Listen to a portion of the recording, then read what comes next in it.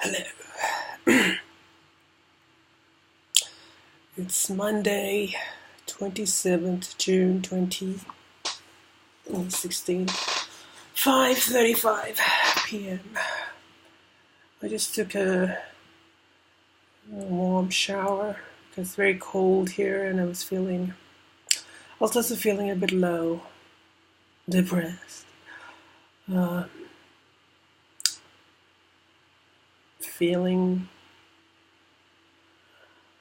the pain of abandonment, which I get triggered by various things, but anyway.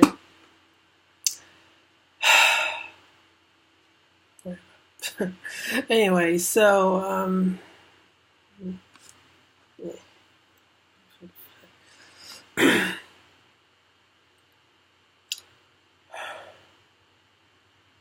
I hate feeling that feeling. It comes from childhood.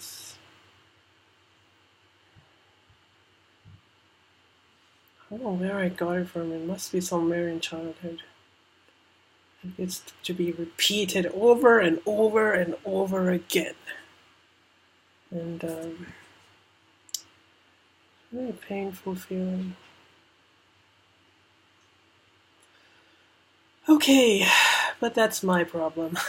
It's not your problem. It's my problem. It's my cross to bear. It's my cross to bear. So I thought I'll just talk a little bit about immigration and what my views on immigration are because of this whole Brexit thing and the whole migrant refugee crisis and Syria and all of that stuff. So what do I think about immigration? Well, first of all, I have to acknowledge that I am slightly biased on this issue because of the fact that I am an immigrant, a recent immigrant to this country, and I was born in Sri Lanka in 1978. I think when I was 4 or 5, I think the civil war in that country started between the ethnic Tamils and who are the minority and the majority Sinhalese people. I'm part of the minority Tamils. And so because of the civil war and there was all of this stuff, my parents decided to leave. So my dad went to the United Arab Emirates first, I think, and he got work as a telecommunications person. He's done that his whole life. So and then I think we followed, me, my mom, and my sister. Followed probably a month or something later. So we lived in the United Arab Emirates, but for about 10 years. But in that country, it's not like a democratic country. It's like,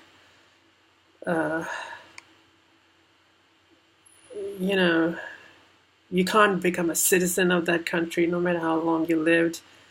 And it's like a sheikdom, right? Like, so there's the sheikhs, they get all the money.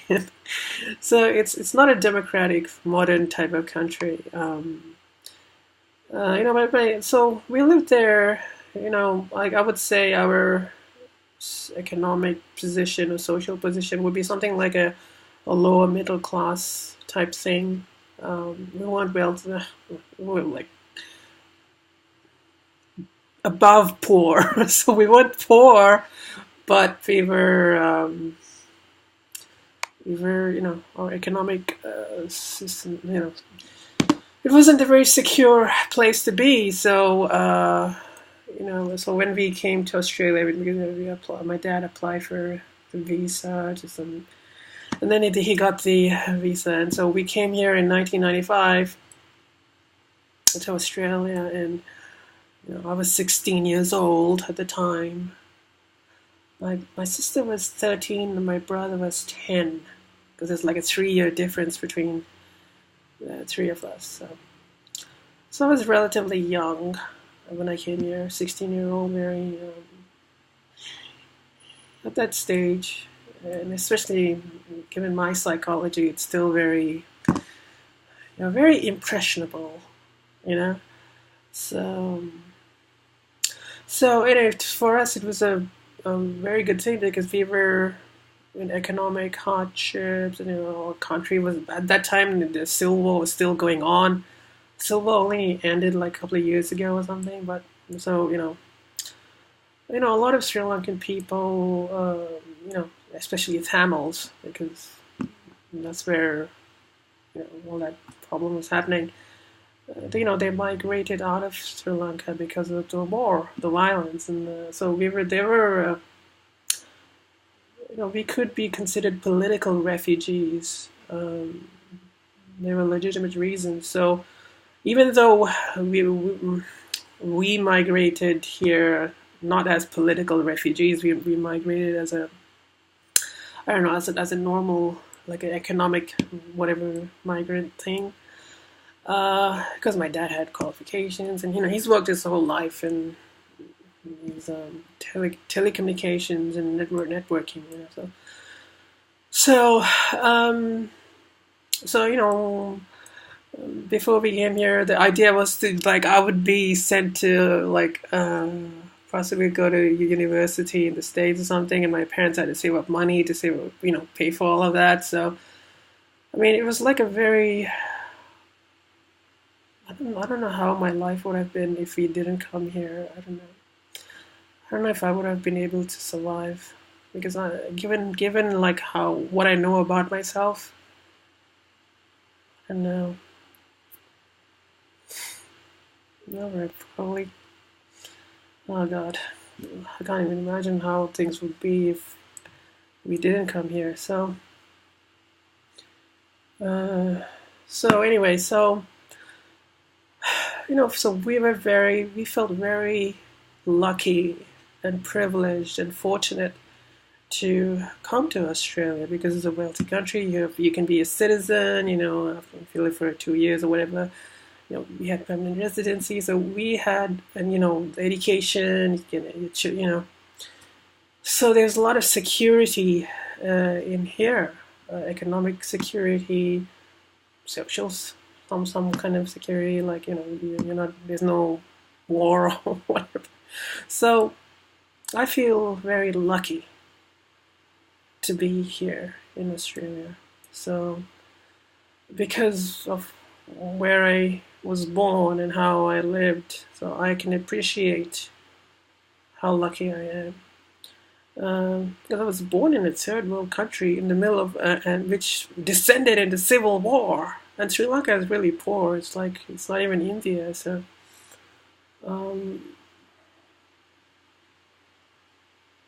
there's a lot of hardship there, right? So I can appreciate my fortunate circumstance. And my dad, for all his faults, he's worked his whole life. He's taken care of his family, even if he did his duty in that way. Even though he wasn't really a good father, he at least was there in that physical sense. He did his duty as what he thought he was supposed to do. So I'm not going to complain about him too much. I know I've complained about him a lot, but I think he's had also a very hard life. I don't know, I really don't know much about him, to be honest. But anyway, so I can appreciate why some people want to immigrate. Because of economic or political reasons, and I can appreciate that.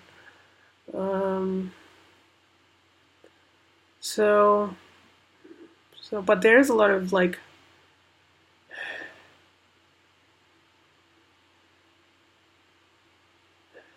can I say? I guess what I would say is to people who are immigrating to, let's say, from the third world or developing countries to the Western first world or something like that. The West is not only is it wealthy, it's also got democratic political freedoms where you can express your ideas. There are a lot of countries which are wealthy, but they have their political systems aren't very, you know, conducive to, being a political person, expressing your ideas. So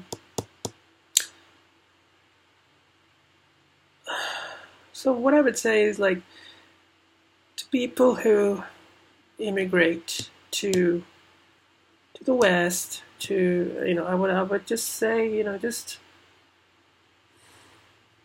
if you're coming from a background of hardship, whether it's economic hardship or political hardship or any number of whatever that you did, a lot of these people who immigrated, who left Syria. I don't think they were looking for, for a person to go over the sea and risk drowning. I mean, these people were desperate. Let's just acknowledge that they were desperate, because if they stayed back, they would have suffered in war or whatever.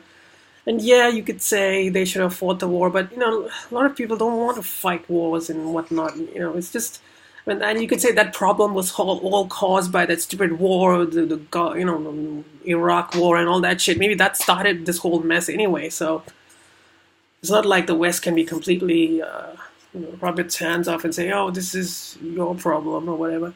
But I would say that to people who go into these new, or going from the east to the west or something, just be respectful. Understand, if you come from a hardship, background of hardship and oppression, and now you are being welcomed into, let's say initially Germany was very welcoming, and then they had all these issues, and so I think people should also appreciate, like, that the fact that you are in these safe, wealthy, politically free countries. It's a privilege. It's something. Yeah, I consider my position right now to be a privilege. It's a,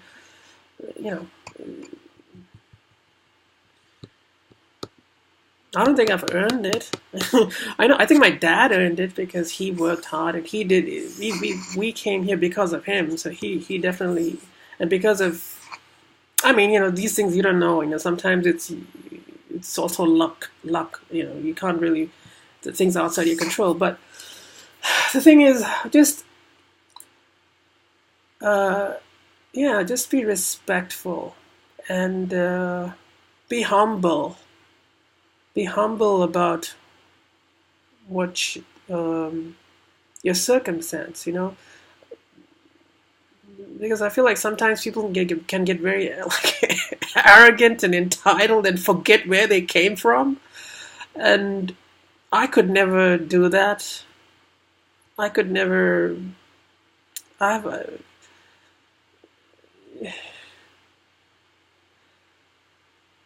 No, I had to force my parents to apply for this citizenship because they did. I actually made them do it because I was getting very paranoid and afraid that, oh my God, like what if we had to go back? I can't go back. So I actually got them to apply, and finally we got the citizenship in 1997 because you had to stay here for 2 years. So after 2 years, I got them to apply. So I can appreciate what a privileged position I have. And yes, I haven't made good of my circumstance. When my dad came here, he found a job a month after, and he worked at Telstra, and so he's worked his whole life, and only like maybe the last few years before he left, maybe he quit his job or whatever. Maybe he was on pension for maybe a year or something. But But he paid his taxes. He paid whatever, however long we lived here. 20 years, or 19, 18 years. He paid his taxes in here in this country. My brother was never on Social Security. My sister started working when she was 14. So I'm trying to justify the fact that, yes, I have been the complete black sheep of the family. I've been the complete failure. Yes, I have been the disappointment.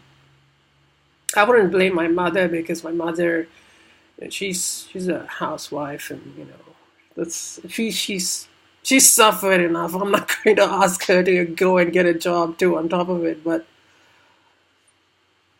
she tried to. They didn't make her go to, because at one point, I think when we were living by ourselves, after our parents separated because of conflict, and she was on disability benefit, and she did some accounting course, but I don't know. And eventually, they just gave her the pension because she was born before a certain date, and people who were born before that date, they didn't get them to look for work or whatever. So anyway, I'm trying to rationalize the fact that, yes, I know, because people say immigrants are a burden on the economy and stuff like that, and I guess I'm trying to justify my family's contribution to the Australian economy. I have been a failure. I will admit, I have been a liability so far. I haven't contributed things back to this country. But my dad did, and my brother, he never got on Social Security. He's not working, and he makes a pretty good salary. So I can't complain anything about him.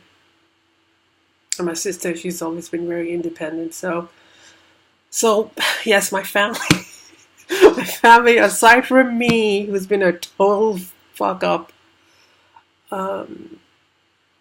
we are trying to make a good go of it. I mean, it was hard. It was hard, but yeah, that's what it's another thing. I don't want to complain too much, but because I do feel very lucky to be here, but it's also, immigrating from one culture to the next, country to the next, it's difficult. So there's that issue, but the positives of being here, like, a way more than the negative of the difficulty or whatever. So anyway, so about this immigration thing, I don't know how to really solve this. All I can say about it is, like, people should be a little more, like, it seems to me like a lot of the reasons why these, let's say, look at Europe. A lot of Europeans initially were for the immigration. I don't know, a lot were, and then I feel like because of the way some of the migrants may have behaved, I don't know if it's just a media thing, or if it was blown out of proportion or something, but, and there's all, so the behavior, let's say some of these migrants behaved badly. They didn't respect the customs and rules of the host nations, and they felt maybe entitled or whatever. I mean, again, I feel conflicted, because they are victims in a way. If you came from Syria, obviously you're a victim. And let's say even if you didn't come from Syria, let's say you came from another place. I mean, people say, oh, if you're just migrating for economic reasons, then whatever. But if you actually live in some of these countries, like, and you can see the kind of poverty people live in, you can say that is kind of oppressive. I mean, there's no if someone was, like, living, like, in a mud hut and all kinds of crap everywhere, I mean, that's not a way for any human being to live. So yeah, there, because this is actually I learned about this. I did a course on refugee and international law when I was at the university, and our lecturer, who I think is a somewhat narcissistic. I mean, but she's like a very ambitious person, and she wrote this book with this guy, and she's an expert on refugee law, and she made a comment to us where on in one of our classes where she said, "Oh, in Bangladesh, some of the economic circumstances are so bad that there is a legitimate reason to consider someone to be a refugee because of their economic hardship." So anyway, the point I'm trying to make is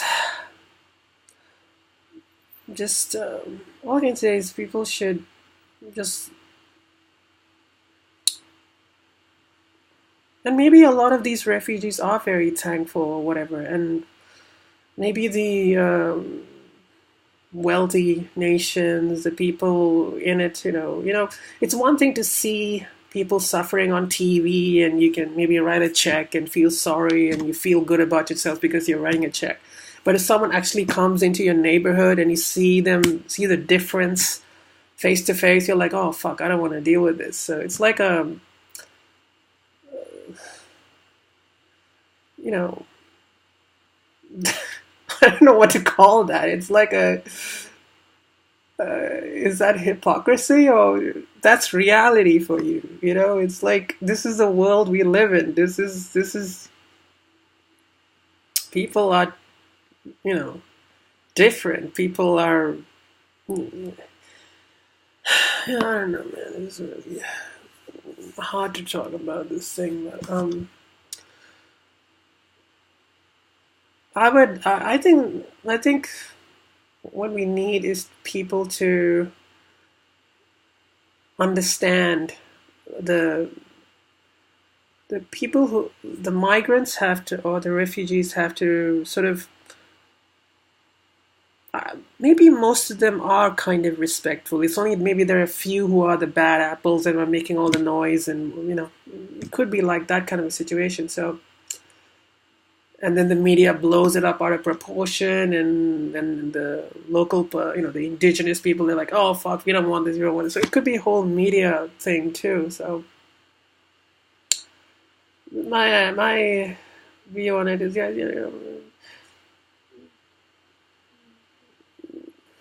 people, God, I don't know. It's very difficult. I feel so conflicted. I don't know what final thing I can say is like, oh, this is the solution. Um,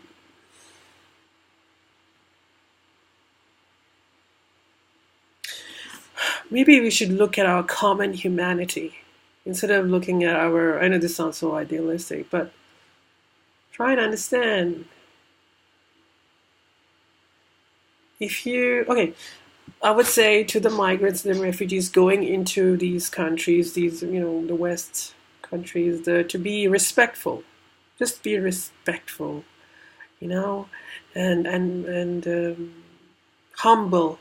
Be respectful, humble, and try and be good guests, and maybe eventually you'll settle down there, and whatever. So yeah, be respectful, and to the host nations, be patient, because bringing all of these hundreds of thousands of people, it can cause disruption. But I think if you want to make it work, if you want to go along a humanistic, compassionate path, be patient. And to the migrants and refugees, be respectful and humble, and try and be good guests. And I think that should solve it.